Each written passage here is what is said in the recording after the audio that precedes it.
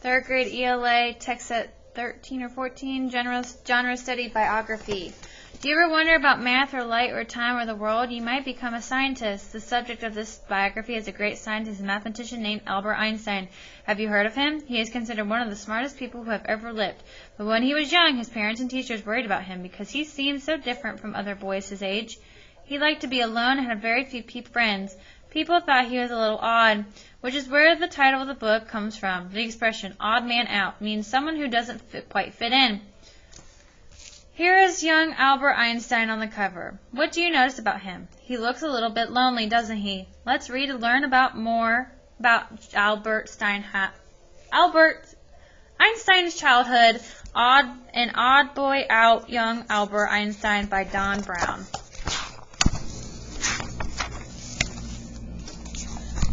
On a sunny, cold Friday in the old city of Ulm, Germany, a baby named Albert Einstein is born. It is March 14, 1879. The joy his family has for the new birth is brief. His grandmother cries, much too fast, much too fast. And his mother fears his head is too big. Be patient and all will be well, the doctor insists, and he is right. Although the back of Albert's head was always appears somehow swollen, Albert grows, and soon it is time for him to coo and babble and make cute words, but he says nothing. His family frets and waits and frets and waits. Is Albert a well? Finally he walks, and when he does, he can be clever and sharp, or talks. When he is nearly 3, his patient parents promise Albert a surprise, and he expects a toy, when instead they present him with the baby sister. He says, Where are the wheels?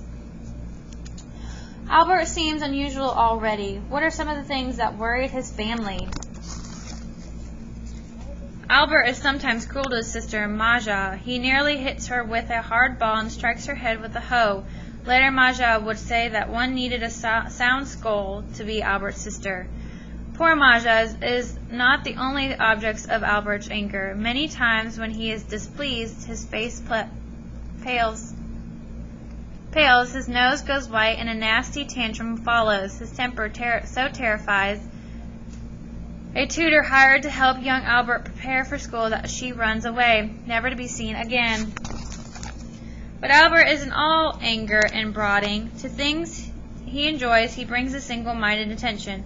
Houses of cards captivated him, and he builds one 14-story high.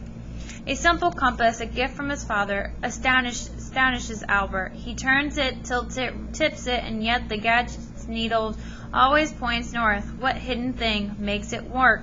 He wonders. So how would you describe Albert?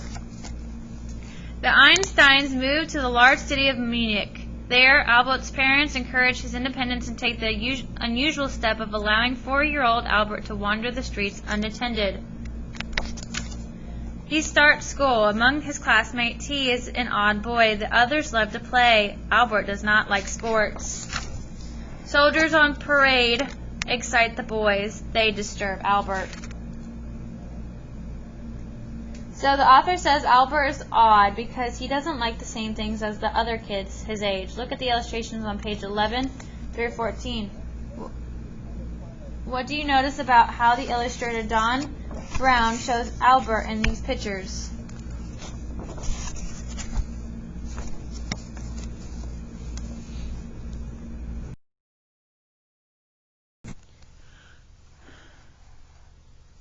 And Albert is Jewish, the only one of all the students. Some of his classmates taunt and insult him for it. Young Albert does well in the school subjects that he likes and ignores the others. He likes math, not so Latin and Greek.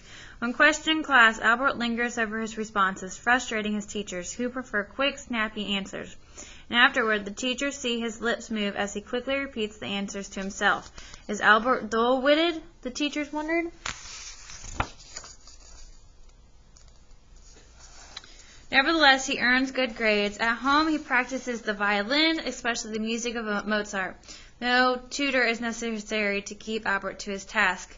I believe that love of a subject is a better teacher than a sense of duty, at least for me, he later said.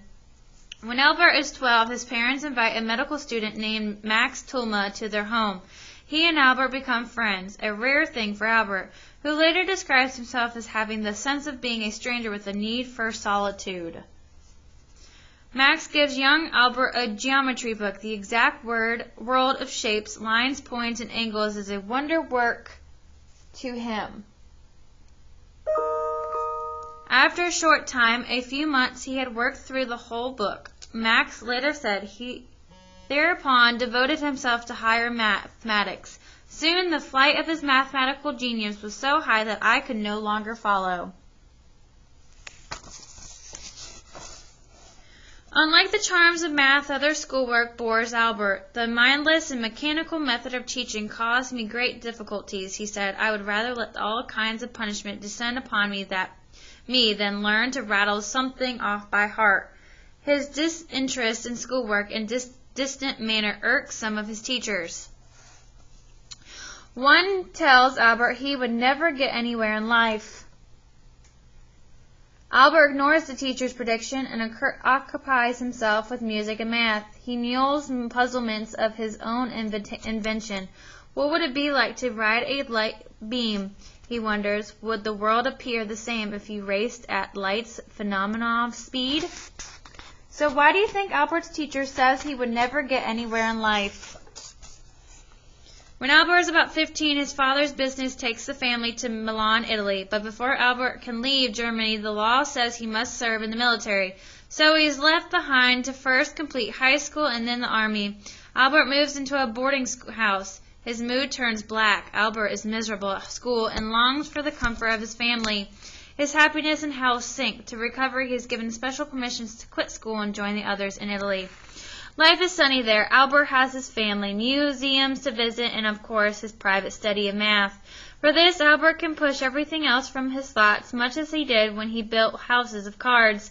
Even at parties, Albert unravels knotty math problems, unaware of the guests, the talk, and the music.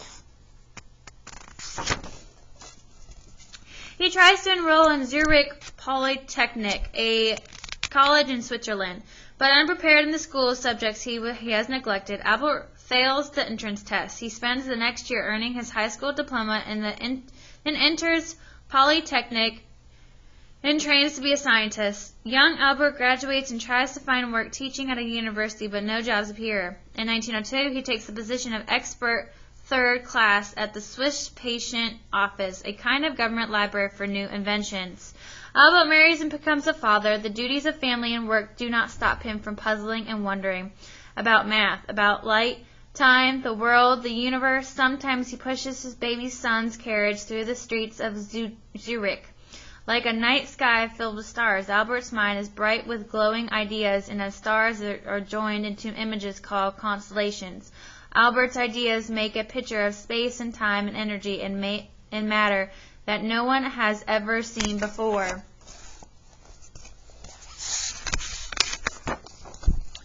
Albert says that light is made up of tiny bits of energy, called photons, that behave like a spray of water from a hose.